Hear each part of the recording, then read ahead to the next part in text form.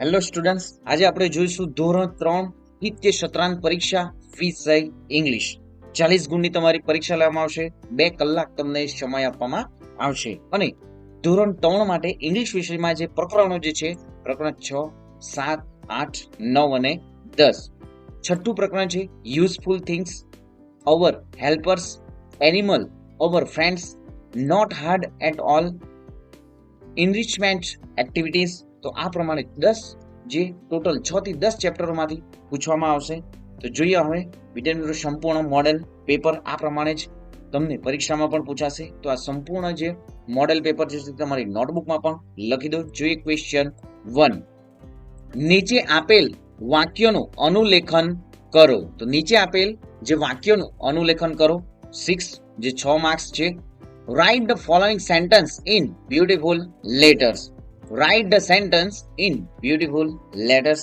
તો અહીં તમારે ફક્ત અને ફક્ત બાળકો જે છે અહીં સેન્ટેન્સ જે વાક્યો જે આપવાનું છે એ જ તમારે નોટબુકમાં પણ લખવાના રહેશે. સપ્લિમેન્ટરીમાં પણ તમારે આ પ્રમાણે તમને વિદ્યાર્થી મિત્રો પૂછાશે અને ધોરણ 3 માં તો વિદ્યાર્થી મિત્રો તમને પેપરમાં જ લખવાનું પણ રહેશે. તો આ પ્રમાણે તમને 6 વાક્યો પૂછવામાં પણ આવશે. જોઈએ The snail can sleep for 3 years. Swan and tortoise are friends.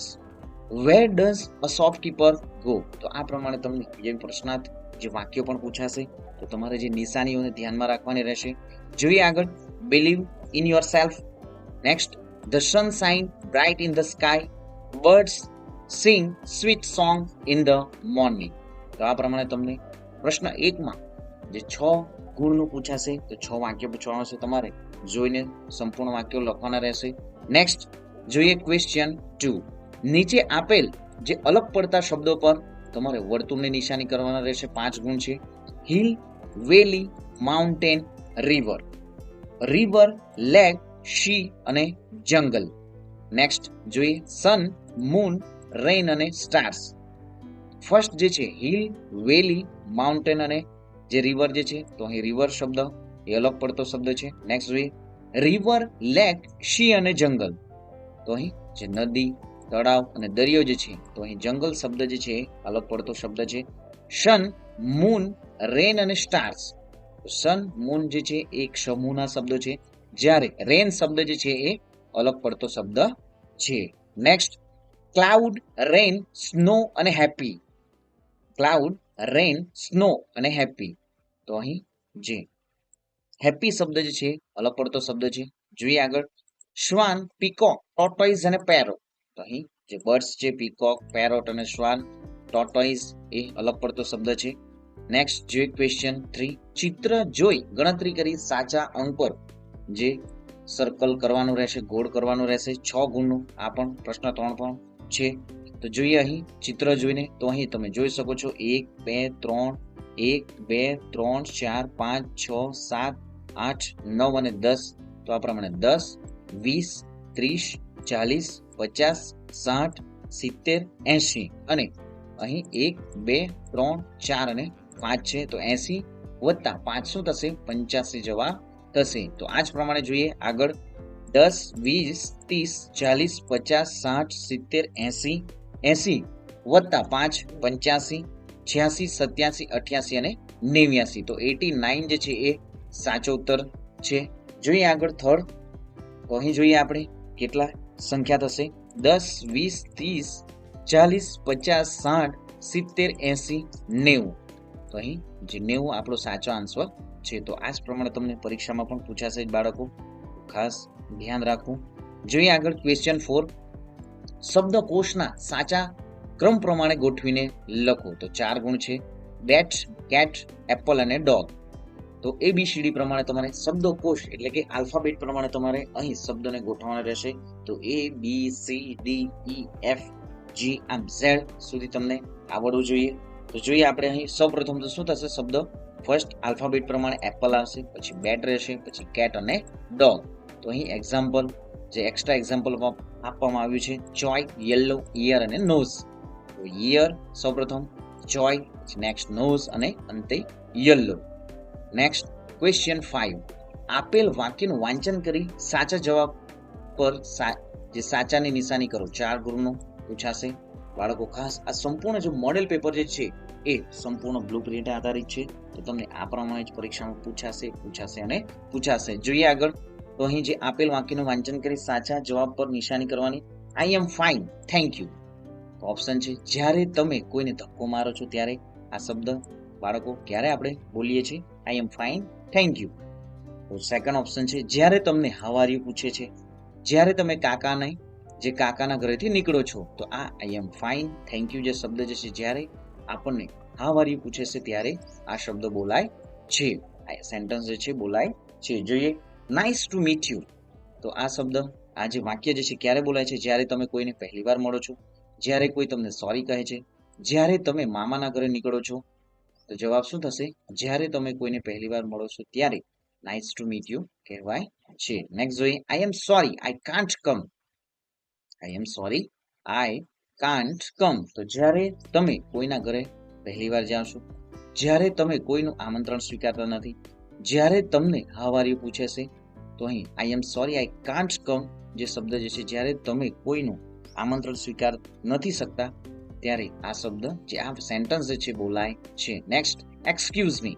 તો જ્યારે તમને કોઈ સ્થાને ટોળા વચ્ચેથી જવાનો માર્ગ જોઈતો હોય ત્યારે, જ્યારે તમારા મિત્રની વર્ષગાંઠ હોય, જ્યારે તમને કોઈ ભેટ આપે છે ત્યારે, તો આ શબ્દ ક્યારે બોલવામાં આવે છે? જ્યારે તમને કોઈ સ્થાને ટોળા વચ્ચેથી જવાનો માર્ગ જોઈતો હોય ત્યારે. નેક્સ્ટ ક્વેશ્ચન 6 જે છે જોઈશું.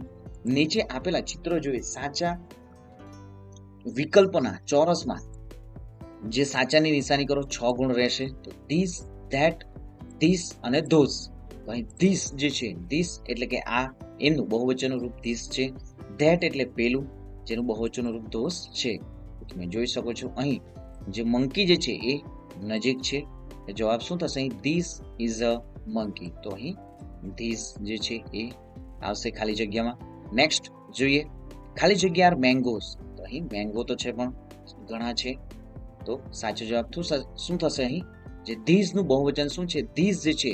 તો અહીં સાચો ઉત્તર શું થશે? This, THESE, these are mangoes. Next જોઈએ. તો અહીં લાયન જે છે, તો લાયન એ દૂર છે, તો સાચો ઉત્તર શું થશે? અહીં ધેટ ઇઝ. સાચો ઉત્તર શું થશે? That is a lion. આગળ જોઈએ. અહીં એપલ્સ છે, તો સાચો ઉત્તર શું થશે? અહીં ધોઝ. દૂર છે એપલ્સ, તો ધોઝ આર એપલ્સ. નેક્સ્ટ જોઈએ. વોટરમેલન. તો વોટરમેલન શું થશે? અહીં ધીસ ઇઝ. શું થશે? This is a watermelon. Next જોઈએ. ટોયઝ છે, અહીં ઘણા બધા ટોયઝ છે, તો ધોઝ. અહીં સાચો ઉત્તર શું થશે? ધીસ. નજીક હોવાથી, જો નજીકની વસ્તુ હોય તો ધીસ યુઝ થશે, અને દૂરની વસ્તુ હશે તો ધેટ, અને ધોઝ બહુવચનમાં હશે તો ધોઝનો ઉપયોગ થશે. અને જે બહુવચનમાં એક જ સંખ્યા હશે તો ધીસનો ઉપયોગ. જે અહીં એક બહુવચનમાં જો નજીક વસ્તુ હશે તો અહીં તમે જોઈ શકો છો ધીસનો ઉપયોગ થશે. બહુવચનમાં હશે તો, દૂરની વસ્તુ હશે તો ધોઝ ઉપયોગ થશે. ધીસ જે છે નજીકની વસ્તુ માટે, ધેટ જે છે એ દૂરની વસ્તુ માટે ઉપયોગમાં લેવામાં આવે છે. પરંતુ આપણે ખાસ વિચારવું, એક વચન અને બહુવચન ખાસ શબ્દોને, ચિત્રોને આપણે જોવા પડશે કે ચિત્ર જે આપવામાં આવશે એક વચનમાં છે કે બહુવચનમાં છે, એટલે કે એક ચિત્ર છે કે ઘણા ચિત્રો છે. જોઈએ આગળ હવે. Next question 7. આપેલ વાક્ય વાંચી યોગ્ય ચિત્ર સાથે જોડો. Close your eyes, walk fast, read book. તો જોઈએ ફર્સ્ટ ક્લોઝ યોર આઈઝ. તો પિક્ચર કયું છે? અહીં ક્લોઝ યોર આઈઝ છે. વોક ફાસ્ટ, તો અહીં વોક ફાસ્ટ જે છે એ આ ચિત્ર દર્શાવે છે. જોઈએ આગળ. રીડ બુક, તો રીડ બુક માટે આ ચિત્ર જે સુટેબલ છે. જોઈએ આગળ હવે. ક્વેશ્ચન 8. ચિત્રમાં આપેલ ક્રિયા ઓળખી ખોટો શબ્દ છે કે ના કહો. રીડ અથવા પ્લે. તો અહીં જે બાળકો જે છે રીડ કરે છે, તો સાચો ઉત્તર શું છે? અહીં રીડ.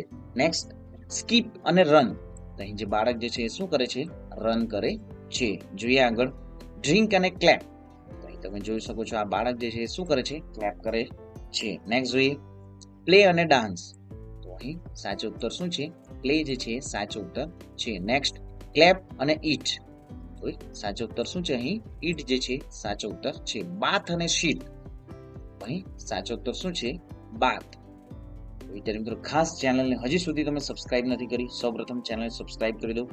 વિડીયોને લાઇક કરવાનું પણ ભૂલતા નહીં. ધોરણ 3ના ગણિત, પર્યાવરણ અને અંગ્રેજીના વિદ્યાર્થી મિત્રો તમે અહીં જે મોડેલ પેપરો જે છે તૈયાર થઈ ગયા છે, તમે વિડીયો જોઈ શકો છો.